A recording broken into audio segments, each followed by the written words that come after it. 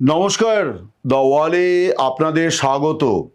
আজকের বিষয়, শেখ হাসিনা ফিরতে চাইছেন, কিন্তু তারেক রহমানের সরকার কেন তাকে ফেরাতে উৎসাহ দেখাচ্ছে না। আজকে শনিবার বাংলাদেশের ঢাকায় স্বরাষ্ট্রমন্ত্রী সালাউদ্দিন আহমেদ তিনি ঘোষণা করেছেন যে কিছুদিনের মধ্যেই আওয়ামী লীগ অর্থাৎ দলগতভাবে আওয়ামী লীগের বিচার শুরু হবে। অর্থাৎ শেখ হাসিনা, আসাদুজ্জামান খান কামাল বা আওয়ামী লীগের আরও অনেক নেতা মন্ত্রী যাদের বিরুদ্ধে তদন্ত চলছে, বিচার সম্পন্ন হয়েছে হাসিনার ক্ষেত্রে এবং আসাদুজ্জামান খান কামালের ক্ষেত্রে তো একটি মামলায় তাদের মৃত্যুদণ্ড দেওয়া হয়েছে।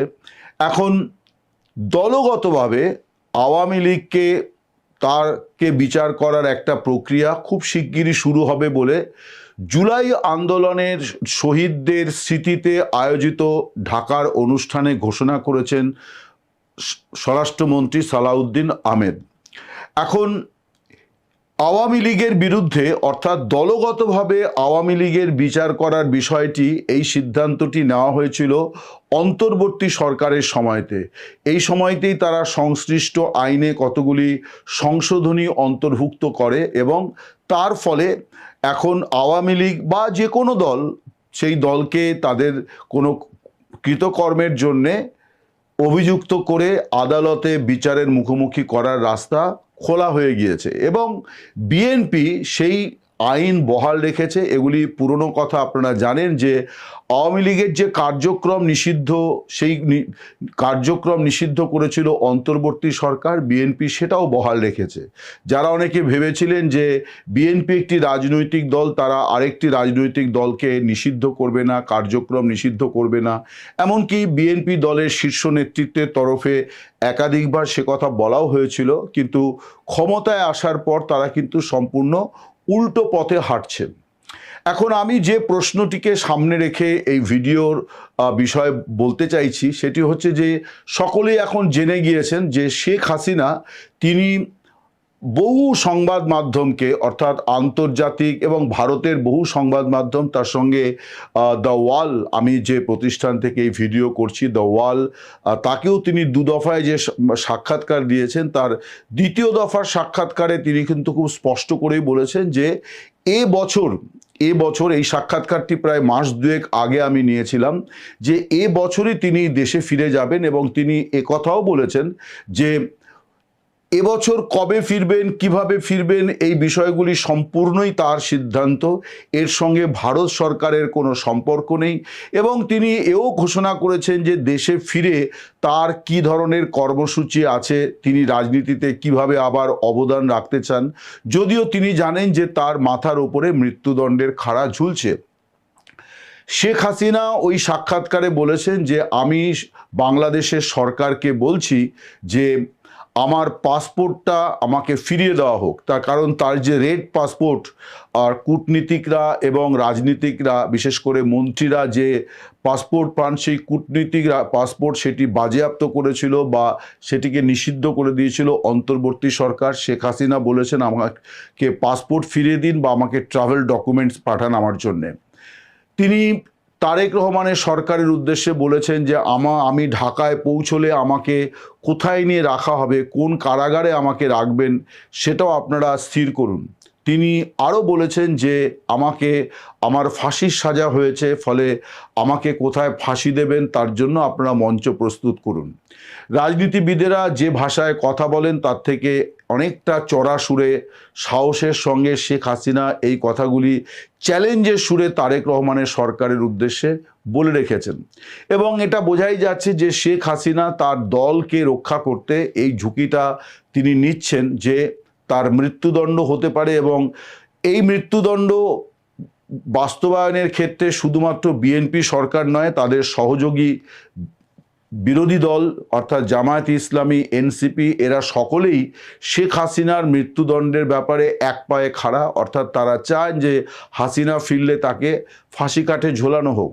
কিন্তু শেখ হাসিনা তারপরেও কিন্তু এই সিদ্ধান্ত নিয়েছেন, কারণ তিনি এটা উপলব্ধি করেছেন যে তিনি দেশে ফিরলে পরে আওয়ামী লীগের আরও যে পরিমাণ শক্তি সঞ্চয় হবে এবং যেভাবে দল রিভাইভ করবে, সেটা দলকে তার তরফে হয়ে যাবে একটা অমূল্য উপহার।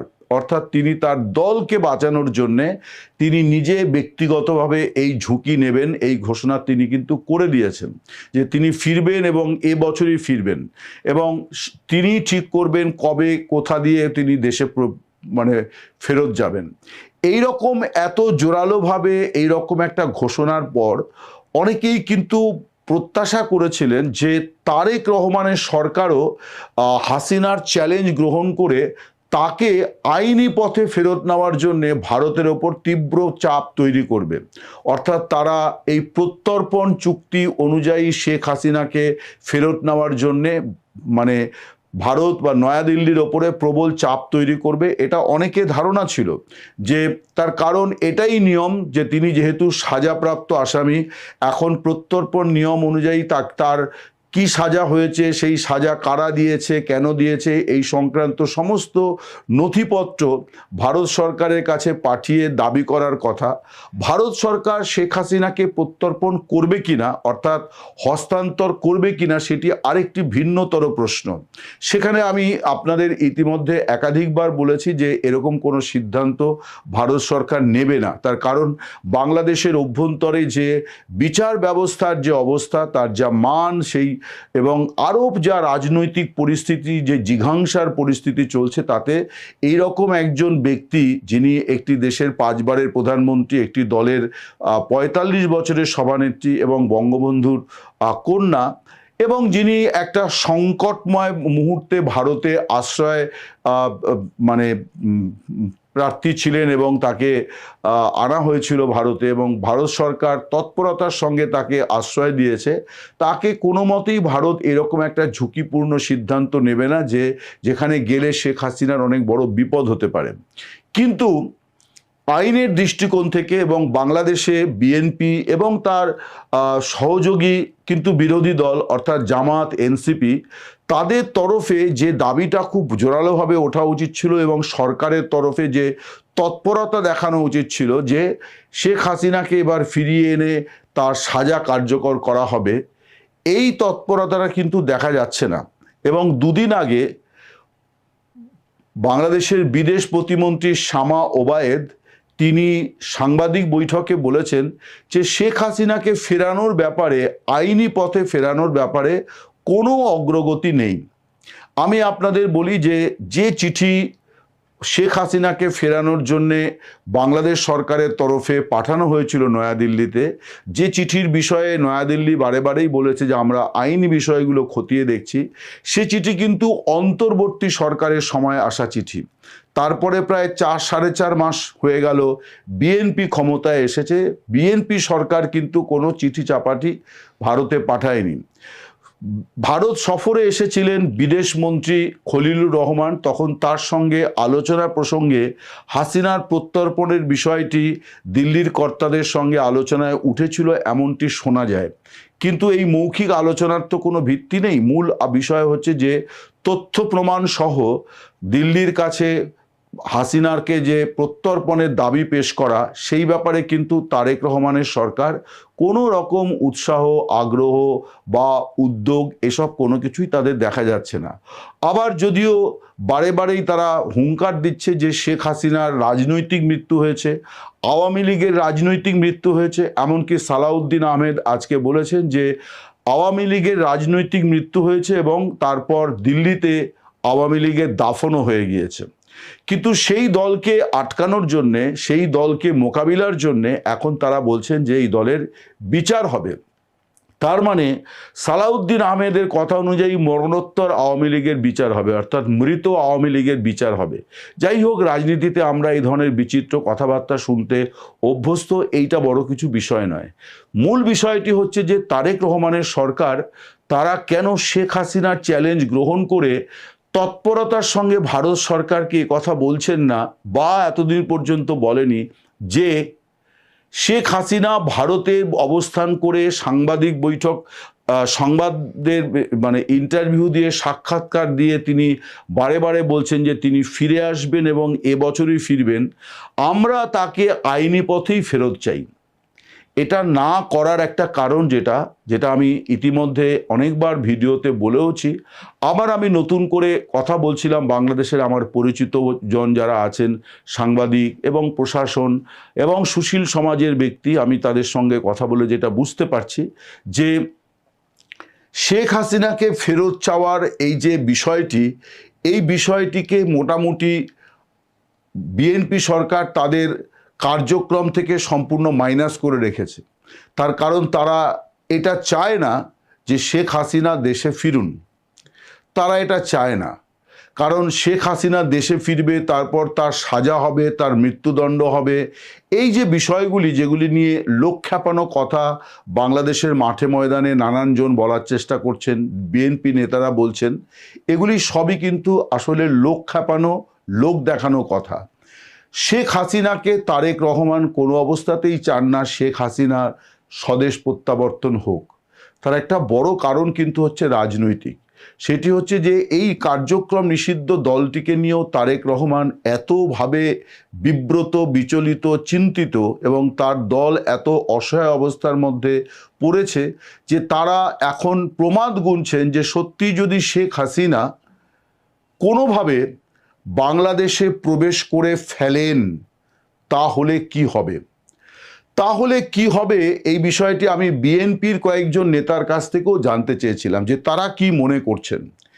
একান্তে অবশ্যই নাম প্রকাশ না করার শর্তে তারা ব্যক্তিগত সম্পর্কের খাতিরেই তারা খানিকটা ধারণা দেওয়ার চেষ্টা করেছেন। তারাও মনে করছেন যে শেখ হাসিনার এই যে ঘোষণাটি, এই ঘোষণাটি অত্যন্ত কুশলী একটি ঘোষণা, এবং তিনি যদি সত্যি এই সুযোগ তৈরি করতে পারেন যে তিনি দেশে ফিরে আসবেন, তাহলে আওয়ামী লীগের যে জাগরণটি হবে, একজন বিএনপি নেতার কথায়, সেই জাগরণটি 2024-এর 5 আগস্টের তুলনায় অনেক বেশি হবে। অর্থাৎ আওয়ামী লীগ যে অবস্থায় ক্ষমতাচ্যুত হয়েছে বা ছিন্ন ভিন্ন হয়ে গিয়েছে, নেতৃত্বের নিয়ে দিশাহীনতার মধ্যে পড়েছে, তার থেকে অনেক বেশি সংগঠিত, পরিমিত এবং বিশাল জনপ্রিয়তা নিয়ে আওয়ামী লীগ আবার তার ময়দানে, রাজনীতির ময়দানে ফিরে আসবে। কারণ ইতিমধ্যেই বাংলাদেশের মানুষের মধ্যে আওয়ামী লীগ সম্পর্কে একটা যে কি বলা যায় সহানুভূতি এবং আওয়ামী লীগের রাজনীতিতে ফেরার প্রয়োজনীয়তা, এই বিষয়গুলি নানাজন তাদের প্রতিক্রিয়ার মধ্য দিয়ে ব্যক্ত করছেন। সমাজ মাধ্যমে মানুষ এখন আর অত ভীত সন্ত্রস্ত নয়। তারা সমাজ মাধ্যমে প্রকাশ্যে বলছেন, ক্যামেরার সামনে বলছেন যে হাসিনার কি অবদান ছিল এবং হাসিনাকে তাড়ানোর পর তাদের কি বিপদের মধ্যে তারা পড়েছেন। এই বিষয়গুলি কিন্তু একেবারে সাধারণ মানুষ থেকে শুরু করে বিশ্ববিদ্যালয়ের শিক্ষক, গবেষক, সব স্তরের মানুষ, অর্থাৎ সব শ্রেণী পেশার মানুষ কিন্তু এখন এক বাক্যে এটা স্বীকার করছেন যে শেখ হাসিনার জমানাটা তাদের জন্য যথেষ্ট মঙ্গলদায়ক ছিল। ফলে হাসিনা যদি ফিরে যান, তাহলে শুধুমাত্র যে আওয়ামী লীগের পুনরুজ্জীবন হবে, আওয়ামী লীগ সংগঠিত হয়ে যাবে পুরো মাত্রায়, অনেকটাই হয়ে গেছে এবং নেতৃত্বহীন অবস্থায় যতটা হয়েছে সেটাও প্রায় দৃষ্টান্তহীন, এমন নজির প্রায় নেই বললেই চলে।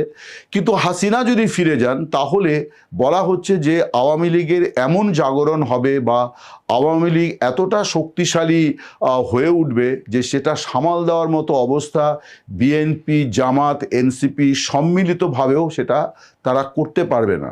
ফলে তারা এখন মনে করছেন যে শেখ হাসিনা যতদিন সম্ভব ভারতে অবস্থান করুক, এটাই তাদের জন্য মঙ্গল। কারণ তিনি ফিরলে পরে ঢাকার মসনদে কে থাকবেন, এটা এখন বড় প্রশ্নচিহ্ন হয়ে উঠেছে। যে কারণে শেখ হাসিনাকে নিয়ে অনেকভাবে নানান রকম রাজনৈতিক আক্রমণ করা হচ্ছে। কখনো তাকে বলা হচ্ছে তার রাজনৈতিক মৃত্যু হয়েছে, কখনো বলা হচ্ছে তার দলের রাজনৈতিক মৃত্যু হয়েছে, কখনো বলা হচ্ছে আওয়ামী লীগ একটা ফেসবুকের পার্টি। এই সমস্ত কিছুর পরেও দেখা যাচ্ছে আসল বিষয়টি নিয়ে কিন্তু বিএনপি সরকার, তারেক রহমানের সরকার কোনো রকম উচ্চবাচ্য করছেন না।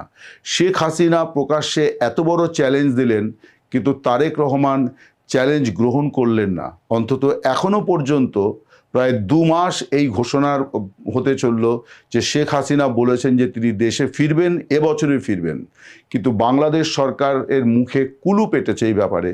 হাসিনার প্রত্যাবর্তনের বিষয়টি নিয়ে তারা অত্যন্ত নীরব। এই নীরবতা আসলে দুশ্চিন্তা, শঙ্কার উপসর্গ। নমস্কার, শুভরাত্রি, সকলে ভালো থাকবেন।